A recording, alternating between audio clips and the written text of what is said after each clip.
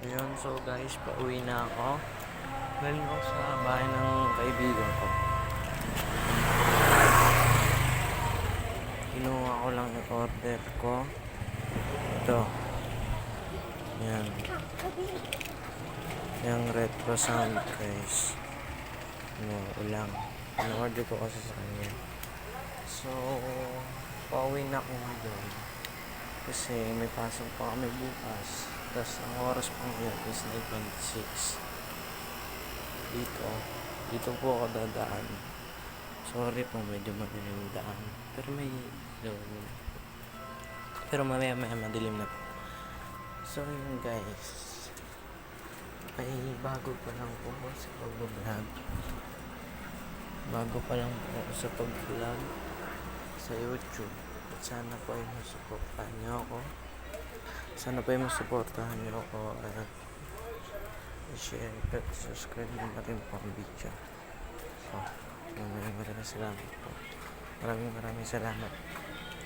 So, yun na guys. Malapit ito na guys. Tumidilim. Buksan natin ang ating flashlight. Kaso, medyo malabo pa nakabukas ang ating flashlight. Kaya, papatayin natin. Then, masanay na lang po kayo sa dilim. Kasi, talagang maliit po talaga dito. Ayan guys. So, wait lang. Nahulog ang ating recorder. So, ayusin ko lang. Wait lang guys, ayusin ko. Nahulog ang ating recorder. Baliktad. Ayusin ko lang po guys.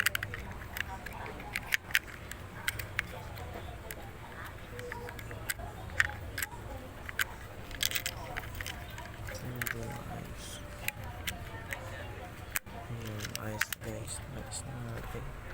So yung dito tayo dadaan. Medyo lumalabo ang ating camera, ay stop ko muna. So yun, inayos ko lang ang ating camera kasi lumalabo dahil share ko natin na matagal na.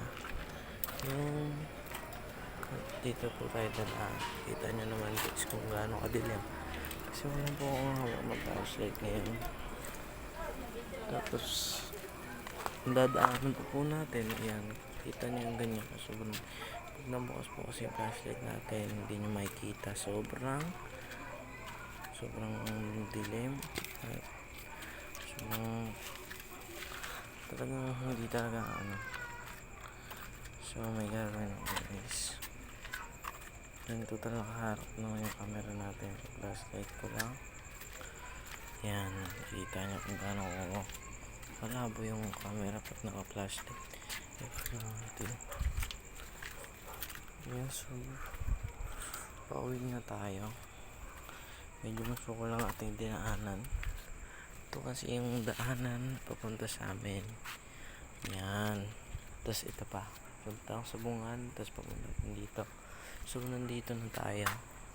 Yan. Parang probinsya lang po dito. So madami po kasing puno. Pero marami naman din bahay. So ngayon, nung 2022, napag-usapang itong i-demolish at papalipatin po kami sa Tanay. Sa Tanay po. Opo. Lilipat po kami sa Tanay. Doon po kami titira.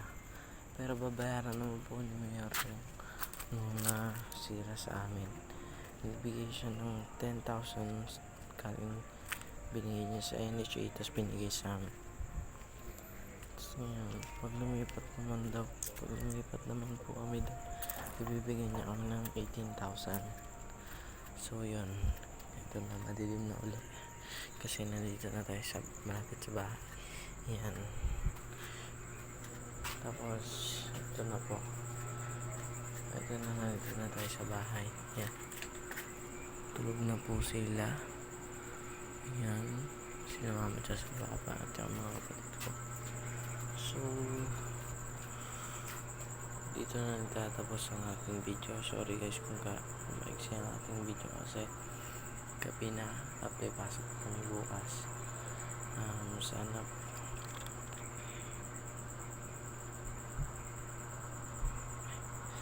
Sana po ay